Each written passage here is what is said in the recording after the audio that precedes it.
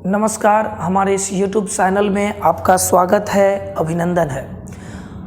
आज से हम YouTube चैनल के माध्यम से क्लास 10th का नया बैच स्टार्ट करने जा रहे हैं। जो भी स्टूडेंट हमारे पुराने हैं वो नए स्टूडेंट में इस वीडियो को शेयर करेंगे और आज से हमारा वीडियो लगातार आपको क्लास 10th के लिए मिलता रहेगा। इस वीडियो के माध्यम से मैं आपको क्लास 10th की केमिस्ट्री का पूरी की पूरी सिलेबस को आपके बीच रख दूंगा। पूरे के पूरे सिलेबस मैं आपको बताऊंगा और इतनी बेहतरीन तरीक़ा से मैं आपको पूरे सिलेबस को करवा दूंगा कि आपको एक्स्ट्रा कोई ट्यूशन लेने की आवश्यकता नहीं पड़ेगी। तो जो हमारा क्लास 10th का जो पहला चैप्टर है हमारा वो है केमिकल रिएक्शन एंड इक्वेशन। जो हमारा पहला चैप्टर है वो है केमिकल रिएक्शन एंड इक्वेशन। देखिए, सबसे पहले हम चैप्टर को समझ लेंगे केमिकल रिएक्शन एंड इक्वेशन क्या होता है। उसके बाद हमको पूरी चैप्टर की जो भी बातें होंगी उसको समझने में ज़्यादा कोई परेशानी नहीं होगा। तो चलिए हम लोग सबसे पहले समझते हैं कि ये हमारा सबसे पहला पॉइंट जो बनता है वो है केमिकल रिएक्शन और दूसरा जो बनता है वो है इक्वेशन। इक्वेशन का मतलब क्या होता है? देखिए, केमिकल रिएक्शन के बारे में आप नॉर्मली समझ लीजिए, फिर इसका पूरा डिटेल मैं बताऊंगा। बारी बारी से करके मैं पूरे chemical reaction and equation chapter को आपको बेहतरीन ढंग से समझा दूंगा। तो जो हमारा सबसे पहला जो पार्ट बनता है केमिकल रिएक्शन, तो ये केमिकल रिएक्शन क्या होती है? आप अपने दैनिक जीवन में केमिकल रिएक्शन को देखते होंगे, रासायनिक अभिक्रिया को देखते होंगे। केमिकल रिएक्शन का मतलब होता है रासायनिक अभिक्रिया, और रासायनिक अभिक्रिया को देखते होंगे जैसे दूध से दही का बनना एक रासायनिक अभिक्रिया है, अंगूर के किण्वन से शराब का बनना एक रासायनिक अभिक्रिया है। किण्वन क्या होती है मैं इसको भी बताऊंगा। वीडियो में आप बने रहिएगा, हमारे चैनल से जुड़े रहिएगा, एक एक बात मैं आपको बता दूंगा। तो केमिकल रिएक्शन जो होता है वो कुछ जैसे दो पदार्थ आपस में मिलते हैं और मिलकर के एक नए पदार्थ का निर्माण कर लेते हैं, जिसका गुण जो है मूल पदार्थ के गुण से, जो अभिक्रिया में भाग लिया है पदार्थ उसके गुण से बनने वाले पदार्थ का गुण अगर बिल्कुल भिन्न होता है तो उसको हम लोग कहते हैं कि ये केमिकल रिएक्शन है, रासायनिक अभिक्रिया। अब इसका दूसरा पार्ट है इक्वेशन। इक्वेशन का मतलब क्या? तो इक्वेशन का मतलब होता है समीकरण। समीकरण हम लोग समझेंगे तो रासायनिक दृष्टिकोण से जो समीकरण होंगे वो समीकरण होंगे कि जो अभिक्रिया में भाग लिया है पदार्थ, जो रासायनिक अभिक्रिया में दो पदार्थ जो मिले हैं और जो नए पदार्थ का निर्माण किए हैं, ये पदार्थ के नाम के जगह जब हम संकेत या अनुसूत्र का प्रयोग करते हैं तो उसको हम लोग कह लेते हैं केमिकल रिएक्शन, केमिकल इक्वेशन। तो उसको क्या कह लेते हैं? केमिकल इक्वेशन कह लेते हैं। यानी कि केमिकल इक्वेशन का मतलब हुआ एकदम साफ साफ कि जब किसी रासायनिक अभिक्रिया में अभिकारक एवं उत्पाद की जगह उनके रासायनिक सूत्रों का उपयोग करते हैं तब उसे रासायनिक समीकरण कहते हैं। यानी देखिए, एग्जाम्पल से समझते हैं कि रासायनिक अभिक्रिया में भाग लेने वाले जो अभिकारक हैं, जैसे देखिए मैग्नीशियम है, हमारा क्या है ये मैग्नीशियम है और ये ऑक्सीजन है। तो ये रासायनिक अभिक्रिया में भाग लेने वाले पदार्थ है। देखिए, रासायनिक अभिक्रिया में भाग लेने वाले पदार्थ को अभिकारक कहते हैं। याद रखिएगा एकदम। आप कॉपी कलम लेकर के क्लास में बैठिए, हमारे इस चैनल पर बैठिए और आराम से मैं बताते जाऊं, समझाते जाऊं, आप नोट करते चलिए, फेयर करते चलिए और आसानी से मैं आपको समझा दूंगा। आप आसानी से याद कर लेंगे, ज़्यादा भटकने की कोई ज़रूरत नहीं होगी। तो देखिए, रासायनिक अभिक्रिया में जो भाग लेने वाले पदार्थ हैं उसको हम लोग कहते हैं अभिकारक। रासायनिक अभिक्रिया में भाग लेने वाले पदार्थ को क्या कहते हैं? अभिकारक। यानी मैग्नीशियम और ऑक्सीजन क्या हो गए? अभिकारक हो गए। मैग्नीशियम और ऑक्सीजन को क्या कहेंगे? अभिकारक कहेंगे। क्या कहेंगे? अभिकारक। क्या कहेंगे? मैग्नीशियम और ऑक्सीजन को क्या कह लेंगे? अभिकारक कह लेंगे। यानी कि रासायनिक अभिक्रिया में जो भाग लेने वाले पदार्थ हैं उसको अभिकारक कहेंगे और रासायनिक अभिक्रिया के दौरान जो पदार्थ बनता है इस पदार्थ को क्या कहेंगे? उत्पाद कहेंगे। यानी इसको क्या कह लेंगे? उत्पाद। उत्पाद, इसको क्या कह लेंगे? उत्पाद। यानी रासायनिक अभिक्रिया में जो भाग लेने वाले पदार्थ होंगे उसको अभिकारक और जो अभिक्रिया के दौरान बनेगा उसको क्या कह लेंगे? उत्पाद कह लेंगे। अब देखिए, बड़ी आसानी से समझिए कि रासायनिक अभिक्रिया में जो भाग लेने वाले अभिकारक हैं और जो बनने वाला उत्पाद है, इसके नाम के जगह जब हम किसका यूज करते हैं? संकेत का यूज करते हैं या सूत्र का यूज करते हैं। या किसका यूज करते हैं? सूत्र का यूज करते हैं। तो उसको हम लोग क्या कहते हैं? रासायनिक समीकरण कहते हैं। बात समझ में आ गया? यानी जैसे देखिए मैग्नीशियम, तो मैग्नीशियम के जगह हम किसका यूज कर लेंगे? मैग्नीशियम के जगह हम Mg का यूज कर लेंगे। मैग्नीशियम का संकेत या सूत्र क्या होता है? Mg होता है, तो Mg लिख लिए। और ऑक्सीजन के बदले किसका यूज कर लेंगे? O2 का यूज कर लेंगे। किसका यूज कर लेंगे? O2 का यूज कर लेंगे। यानी मैग्नीशियम के बदले हम Mg का यूज करेंगे, ऑक्सीजन के बदले O2 का यूज करेंगे, तीर का चिन्ह लगाएंगे। देखिए अभिकारक और उत्पाद के बीच में किसका यूज किया जाता है? तीर चिन्ह का यूज किया जाता है। किसका यूज किया जाता है? तीर चिन्ह का यूज किया जाता है। कभी कभी पूछ देता है कोई आदमी कि तीर चिन्ह का यूज क्यों करते हैं? तो अभिकारक और उत्पाद में अंतर पता चले कि एक तरफ अभिकारक है और एक तरफ उत्पाद है, इसके लिए हम किसका यूज करते हैं? तीर चिन्ह का यूज करते हैं। और मैग्नीशियम ऑक्सीजन आपस में मिलकर के किसका निर्माण करेगा? मैग्नीशियम ऑक्साइड का, मतलब MgO का। किसका निर्माण करेगा? MgO का। यानी मैग्नीशियम ऑक्सीजन मिलकर के किसका निर्माण करेगा? मैग्नीशियम ऑक्साइड का, MgO का। तो देखिए रासायनिक अभिक्रिया में जो भाग लेने वाली पदार्थ थी, यानी भाग लेने वाला मैग्नीशियम था, ऑक्सीजन था, तो इसके नाम के जगह मैंने किसका यूज किया है? सूत्र का यूज किया है। मैग्नीशियम ऑक्साइड के नाम के जगह किसका यूज किया है? MgO यानी सूत्र का यूज किया है। तो इसको देखिए, ये हमारा समीकरण नहीं है, ये रासायनिक समीकरण नहीं है, जबकि ये क्या है? हमारा रासायनिक समीकरण है। बात समझ में आ गया? यानी रासायनिक अभिक्रिया में जो भाग लेने वाले अभिकारक हैं और उत्पाद हैं, इसके नाम के जगह हम किसका यूज करते हैं? सूत्र का यूज करते हैं, तो उसको क्या कहते हैं? रासायनिक समीकरण कहते हैं। बात समझ में आ गया? अब देखिए समीकरण में आपको एक बात नजर आया होगा कि मैग्नीशियम इधर एक है, मैग्नीशियम एक है, बिल्कुल राइट। यहाँ ऑक्सीजन 2 है और इधर ऑक्सीजन 1 है। तो अभी फिलहाल मैं इसको संतुलित कर दे रहा हूँ, इसको 2 से गुना कर देते हैं। ऑक्सीजन 2 को, मैग्नीशियम 2 को, तो मैग्नीशियम में भी हम क्या करते हैं? 2 से गुना कर देते हैं। मैग्नीशियम भी हमारा क्या हो गया? वैलेंस हो गया। लेकिन एक बात ध्यान रखिएगा, जब हम इस समीकरण को पहले देखे थे तो ये समीकरण संतुलित नहीं था, लेकिन अब देख रहे हैं तो ये समीकरण हमारा क्या हो गया है? संतुलित हो गया। इसका मतलब है कि रासायनिक समीकरण 2 प्रकार के होते हैं। रासायनिक समीकरण कितने प्रकार के होते हैं? 2 प्रकार के। देखिए सबसे पहले मैं आपको समझाया इस चैप्टर का जो बातें थी केमिकल इक्वेशन का। इक्वेशन किसको कहते हैं? इक्वेशन को हम लोग समीकरण कहते हैं।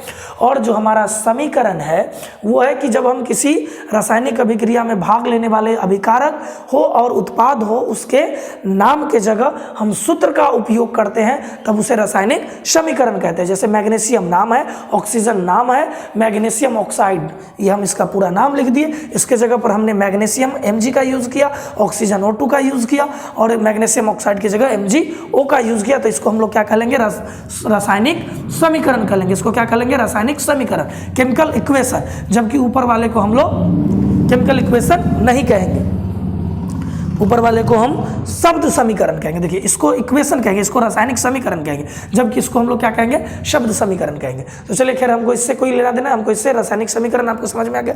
अब देखिए पहले कि जब इसको 2 इधर से 2 हटा देते हैं तो ये अनवैलेंस हो जाता है, लेकिन जब 2 दोनों तरफ लगा देते हैं तो ये क्या हो जाता है? वैलेंस हो जाता है। याद रखिएगा, अभिक्रिया में जो भाग लेने वाले पदार्थ होते हैं उसको अभिकारक कहते हैं। अगर आपको लिखना है तो स्टार लगा के लिख लीजिएगा। रासायनिक अभिक्रिया में भाग लेने वाले पदार्थ को अभिकारक कहते हैं और अभिक्रिया के दौरान बनने वाले पदार्थ को क्या कहते हैं? उत्पाद कहते हैं।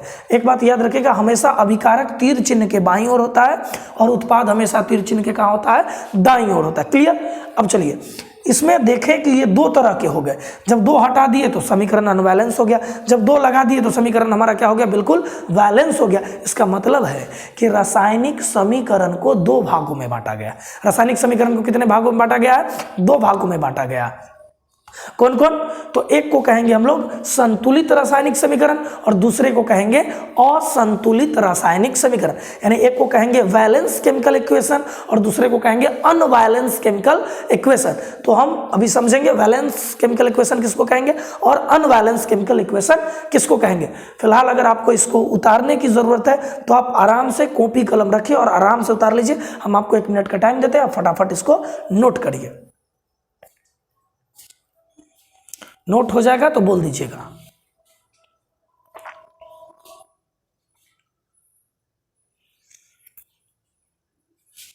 चलिए हो गया, हटा दे इसको।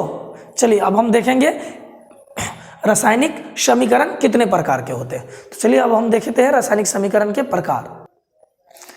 चलिए, तो रासायनिक समीकरण कितने प्रकार के होते हैं? रासायनिक समीकरण दो प्रकार के होते हैं। रासायनिक समीकरण कितने प्रकार के होते हैं? दो प्रकार के होते हैं। कौन कौन होता है? एक होता है संतुलित रासायनिक समीकरण और एक होता है असंतुलित रासायनिक समीकरण।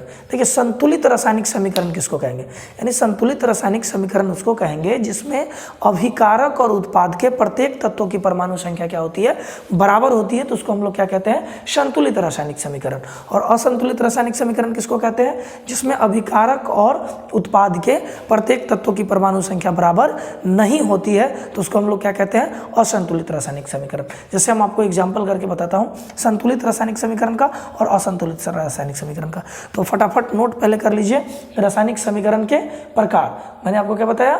सबसे पहले बताया था कि रासायनिक समीकरण किसको कहते हैं, यानी अभिकारक और उत्पाद के नाम के जगह हम उसका सूत्र का यूज करते हैं तो उसको रासायनिक समीकरण कहते हैं, केमिकल इक्वेशन कहते हैं। केमिकल इक्वेशन दो प्रकार के होते हैं।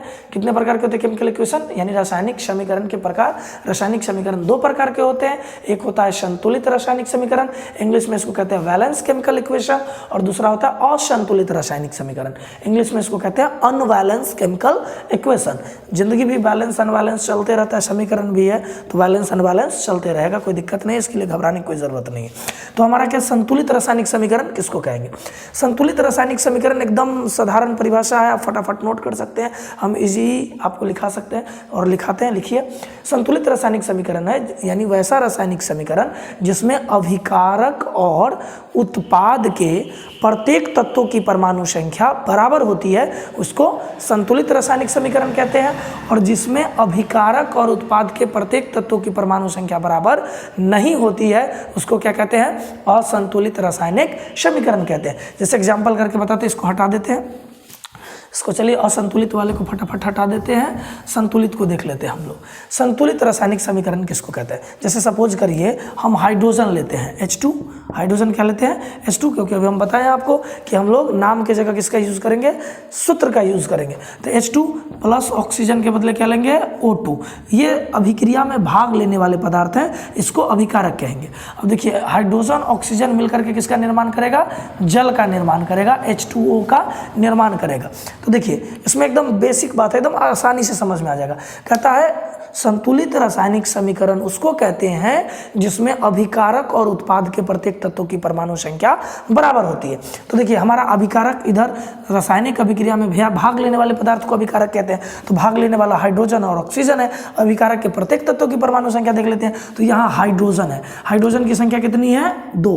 हाइड्रोजन की संख्या कितनी है? 2। और इधर हाइड्रोजन की संख्या कितनी है? 2। तो चलिए, हाइड्रोजन तो हमारा बराबर है, हाइड्रोजन 2 है, हाइड्रोजन उत्पाद में भी 2 है, चलिए क्लियर है। ऑक्सीजन की संख्या इधर कितनी है? ऑक्सीजन की संख्या है 2 और इधर ऑक्सीजन की संख्या कितनी है? 1। तो ऑक्सीजन हमारा बैलेंस नहीं है, इसलिए इसको हम लोग क्या कहेंगे? अनबैलेंस केमिकल इक्वेशन, असंतुलित रासायनिक समीकरण। क्या कहेंगे इसको? असंतुलित रासायनिक समीकरण। अब इसको संतुलित हम लोग कैसे, इसको संतुलित कैसे बनाते हैं? तो चलिए 2 से गुना कर देते हैं, तो ऑक्सीजन हो गया 2, ऑक्सीजन 2 बैलेंस, और हाइड्रोजन हो गया 2 दूना 4, और हाइड्रोजन इधर 2, इसको भी 2 से गुना कर दिया, हाइड्रोजन 2 दूना 4, हमारा समीकरण क्या हो गया? बैलेंस हो गया। यानी कि अभिकारक की संख्या में हाइड्रोजन 4 तो हाइड्रोजन 4, ऑक्सीजन 2 तो ऑक्सीजन 2, तो इसको हम लोग क्या कहेंगे? Balance chemical equation. जबकि इसको क्या कहेंगे हम लोग? H2 plus O2 is equal to H2, इसको क्या कहेंगे? Unbalance chemical equation. इसको क्या कहेंगे? अनबैलेंस केमिकल इक्वेशन, असंतुलित रासायनिक समीकरण। जबकि इसको क्या कर लेंगे हम लोग? संतुलित रासायनिक समीकरण। तो हम लोग ने आज के क्लास में क्या पढ़ा? रासायनिक समीकरण। रासायनिक समीकरण किसको कहते हैं? तो जब किसी रासायनिक अभिक्रिया में भाग लेने वाले अभिकारक के नाम के जगह किसका यूज करते हैं? सूत्र का यूज करते हैं, तो उसको हम लोग रासायनिक समीकरण कह लेते हैं, केमिकल इक्वेशन कह लेते हैं। रासायनिक समीकरण के प्रकार, केमिकल इक्वेशन यानी type of chemical equation. Chemical equation 2 प्रकार के होते हैं, रासायनिक समीकरण 2 प्रकार के होते हैं। एक को कहते हैं संतुलित रासायनिक समीकरण यानी बैलेंस केमिकल इक्वेशन, दूसरे को कहते हैं असंतुलित रासायनिक समीकरण यानी अनबैलेंस केमिकल इक्वेशन। देखिए, घबराने की बात नहीं, बहुत बच्चे घबरा रहे होंगे कि भाई अब ये समीकरण को हम संतुलित कैसे करेंगे, समीकरण हमारा संतुलित कैसे होगा। घबराने की कोई ज़रूरत नहीं, अगले क्लास में मैं आपको बताऊंगा रासायनिक समीकरण को संतुलित कैसे किया जाता है।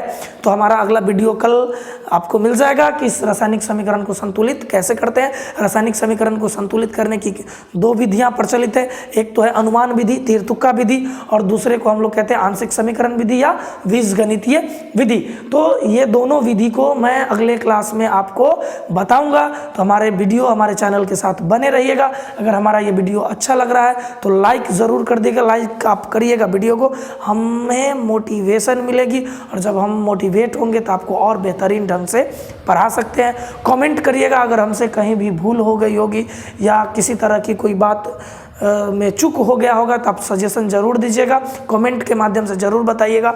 अगर कोई टॉपिक में अगर आपको दिक्कत हो रहा होगा तो टॉपिक भी कमेंट के माध्यम से बताइएगा, हम कोशिश करेंगे कि उस पर वीडियो बना करके आपके पास पहुंचा दें। और जो भी बच्चे 10th क्लास के नहीं हैं, अगर वो हमारा वीडियो देख रहे हैं तो आप अपने छोटे भाई या अपने दोस्तों में या 10th के जो भी स्टूडेंट हैं उसमें हमारा ये वीडियो शेयर करेंगे, हमारे चैनल का नाम उनको बताएंगे और हमारे चैनल से जुड़ करके वो फ्री ऑफ कॉस्ट पूरे केमिस्ट्री की पढ़ाई 10th का पूरा केमिस्ट्री पढ़ सकते हैं। धन्यवाद, मिलते हैं अगले वीडियो में।